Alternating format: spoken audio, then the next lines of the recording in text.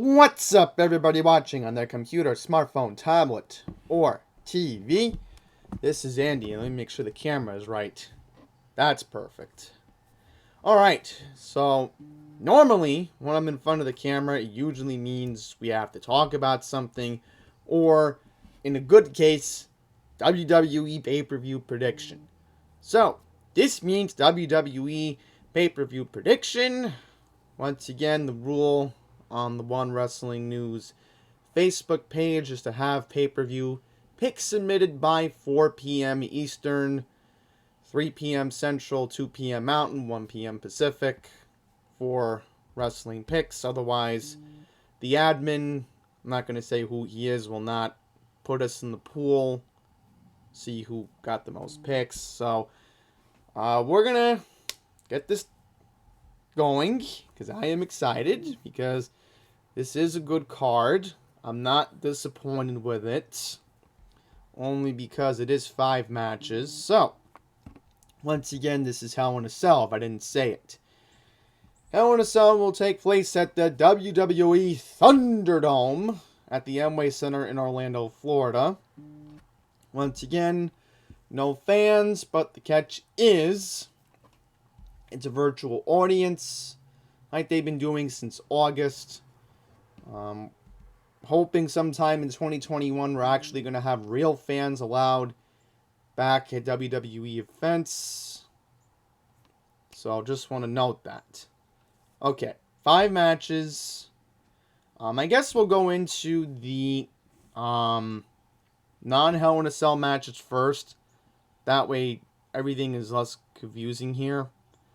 Just a quick reminder, start time on the WWE Network is at 7 p.m. Eastern. So I don't want to get anybody confused here. Okay. First up, we have Jeff Hardy, who got drafted to Monday Night Raw in the WWE Draft almost 2 weeks ago, taking on Elias, who also got drafted to Raw. I think the charismatic charisma himself will beat Elias. I don't see any reason why Jeff Hardy doesn't win. Maybe they'll just keep the storyline going on Raw. Or maybe the next couple of months, like they did with Rey Mysterio and Seth Rollins. But, hey, what can one do, right? So, Jeff Hardy wins. Now let's go into a match that was added on SmackDown last night. So, first of all, a lot of people were confused on why SmackDown wasn't on Fox last night. That was because Fox had the World Series. I knew for the past week that they were going to be on Fox Sports 1. I actually knew since, I think, maybe back in the summer that there was going to be an evening where SmackDown was going to be moved to FS1. But, let me know in the comments below, were you having audio issues on DirecTV last night? Because I had to watch SmackDown online last night. I recorded it on my DVR, and I was wondering, is there an issue with Fox Sports 1 on DirecTV? I'll have to figure it out later today, but my audio was having a problem last night with DirecTV, so hopefully that gets fixed. So last night on SmackDown, if you didn't see, there was a segment called Law and Otis. And it was funny to see Ron Simmons. Damn! And JBL, John Bradshaw Layfield, the longest reigning SmackDown champion. Unless maybe it's AJ Styles. I don't know anymore. But it was a funny segment. There was one part where Asuka was saying, I climbed the ladder, I grabbed the briefcase. Well, in a sense, Otis really never climbed the ladder a couple months ago in Connecticut. He broke the ladder and all of a sudden the briefcase just fell into his hands. So in theory, Otis really shouldn't be the Money in the Bank winner. I am in agreement with Miz on that. Now, you could say the Miz is, you know, somebody who is overhyped, overrated. He's not the same guy like he was when he first won Money in the Bank. But here's the thing that I do agree with JBL on. Okay? Otis has an entire year to cash in the briefcase. Alright? So, maybe there's a theory going around that when WWE has some sort of audience back next year, they're going to want to have Otis, I guess, cash it in when there's actually a real WWE crowd in an arena. Because it may not feel special if, you have either a warehouse like the Performance Center or an arena where nobody's even there to cheer you on. So maybe they're saving it for that. I don't know. But in a sense, I feel bad for The Miz. I don't know why he hasn't gotten a singles title run in a long time. Especially because The Miz, hate him or like him, is one of the hardest workers in the WWE. And Miz avoids getting injured. Whatever reason. The Miz just somehow gets lucky. He's only had one notable injury to shelve them for a couple weeks. But other than that, The Miz is somebody who you can depend on. I mean, he's always there. He's always part of the storyline. They always figure out a way to use him. So, what doesn't make any sense here, I really do feel bad for Mike. Why hasn't he gotten a push? The Miz should really have a chance at a title. And I'm sorry if you think, I'm repeating Nick Durst's claim. I don't care. I don't care, It's like, out of all people you have to give money in the bank to, it's like, okay, if Otis gets a singles title run in the future, alright, maybe they're just going to put him in the storyline and then him and Tucker go to Raw and all of a sudden they cash in on the Raw Tag Team Championships. Then what's the point of money in the bank anyway? I don't get it. And another thing, I don't like how people, beat up The Miz on, he purposely got Mandy Rose traded to Raw to screw Otis. Well, in a way, The Miz helped Mandy Rose's career because she has Dana Brooke. Alright, Dana Brooke was brought up by Charlotte Flair. So, I don't want to hear any excuses. Those two in the women's division on Raw, they should be getting a championship opportunity down the line with Nia Jax and Shayna Baszler. So, I'm going to say this right now. The Miz wins the briefcase. And if he doesn't, then Vince McMahon is blowing his chances to get... And The Miz may also blow his chance to ever get a championship match again. Because The Miz isn't getting any older. Alright?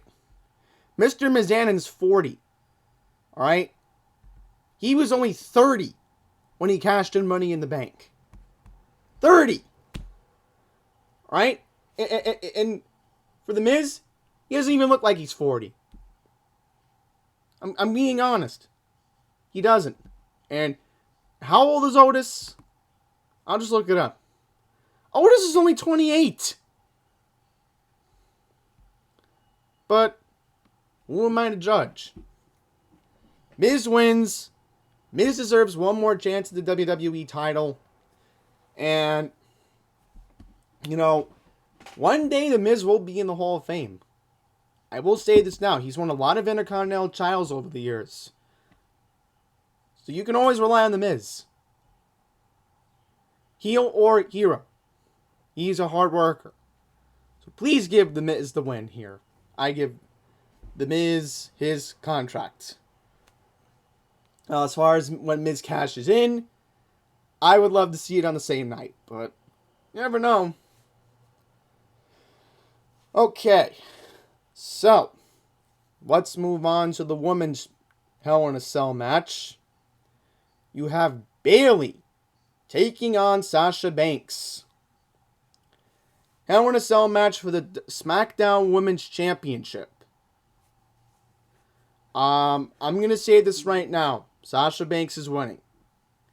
Because Bayley has never had experience inside Hell in a Cell.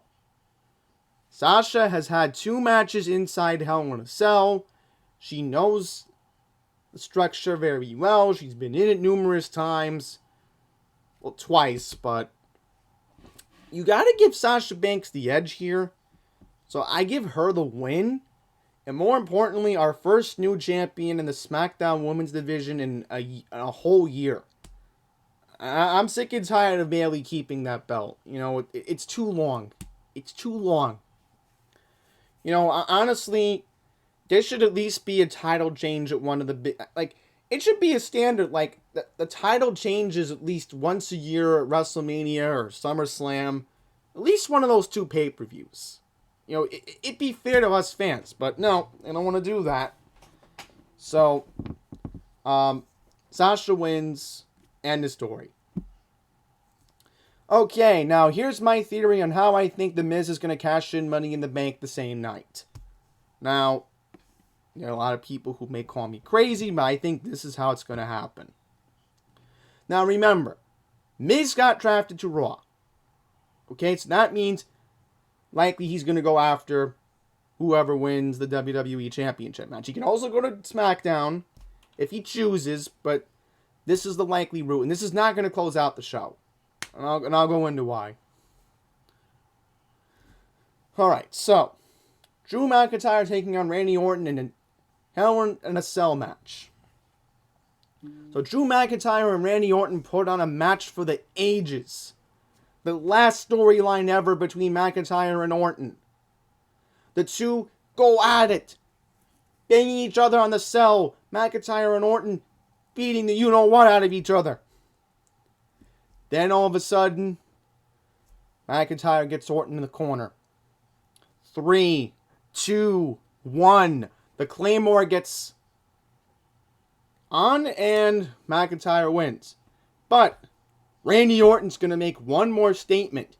And he's going to hit the RKO on McIntyre. So, as the cell is being lifted up, right, and McIntyre celebrating, out of nowhere, Randy Orton hits the RKO out of nowhere because he's so mad he didn't win the match.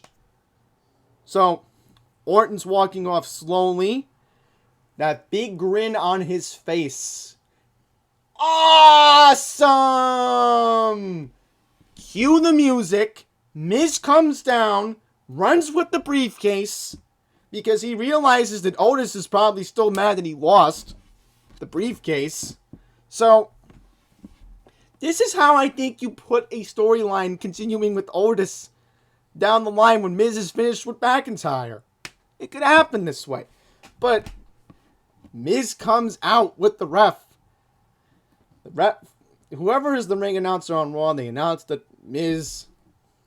So McIntyre realizes that he just defended the WWE title against Orton. Right? So all of a sudden, McIntyre is barely even able to stand on his 2 feet. Miz hits the skull-crushing finale. Miz wins his 2nd WWE Championship. That's how I would do it. And I know a lot of people are going to be mad about this. But again, The Miz is not getting any younger. He's 40 years old. You gotta let The Miz get one more chance at glory. And okay, maybe next year Orton gets the belt sometime. I don't know. It's possible. Or maybe Randy Orton wins Money in the Bank again next year. Anything can go next year. That Randy Orton will be mad. Karma comes back to The Miz somehow. Or whoever has the belt next year.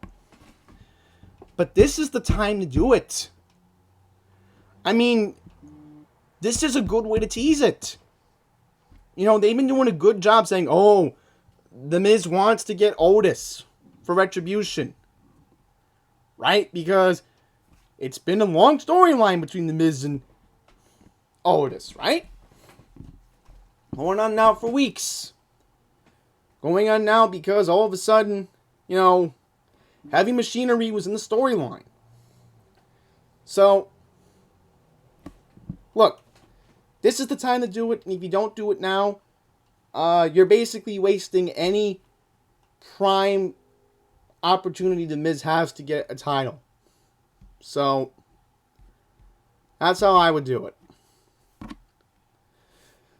Alright, and lastly, we have, I think, the match that will close out the evening. Roman Reigns taking on Jay Uso in an I Quit match. So it makes sense to end the evening on the note, because we keep hearing that The Rock may be coming back. I mean, I hope it's true. It's not a rumor, because I would love to see The Rock back in a WWE ring. I mean, who wouldn't?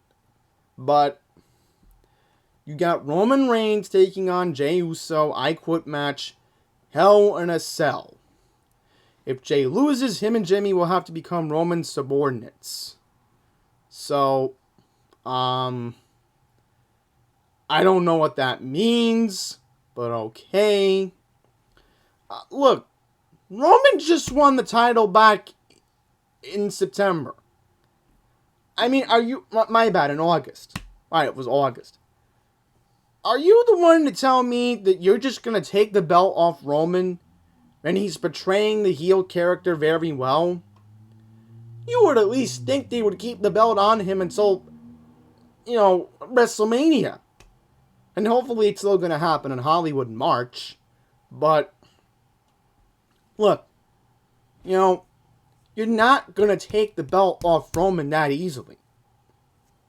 Yeah, I get that they want to have the storyline of the cousins, but it's time to keep the belt on Roman till at least WrestleMania, and then you tag The Rock coming back. And that's if The Rock even wants to come back. Because remember, Dwayne The Rock Johnson and Roman Reigns are in the same Samoan bloodline. So of course you're going to want to have that storyline at WrestleMania. Especially because, remember, The Rock lives in California anyway. So it will work out for him to even be at SoFi Stadium. But Roman wins. I mean, there's no ifs, ands, or buts about it. So, I'll be very shocked if Jay wins. And if Jay wins, good for him. The Usos are hard workers. I can appreciate that. But you're not taking the belt off Roman Reigns that easily. So, okay. Roman wins. There you have it. So, next up, we have Survivor Series on November 22nd. So, we know right now that the Amway Center venue is still under contract until the end of November. So I'm still hoping that we can still have WrestleMania with maybe a few fans in attendance in California in March. I would hope so, because you'd have to think this vaccine's going to be on time. I know I'm talking about the virus, but how much longer can WWE go without fans is what I'm trying to say here. Eventually Vince is going to have to come up with a way to do it. But that wraps up my predictions for Hell in a Cell. Once again, the show starts at 7. Since it's going to be 5 matches, most likely the show should be over by around 9:30. So I'm most likely going to end up watching it live. And then that's the way I'm going to strategize it. Most likely. So with that, thank you all very much for watching. And until the next one, please take care.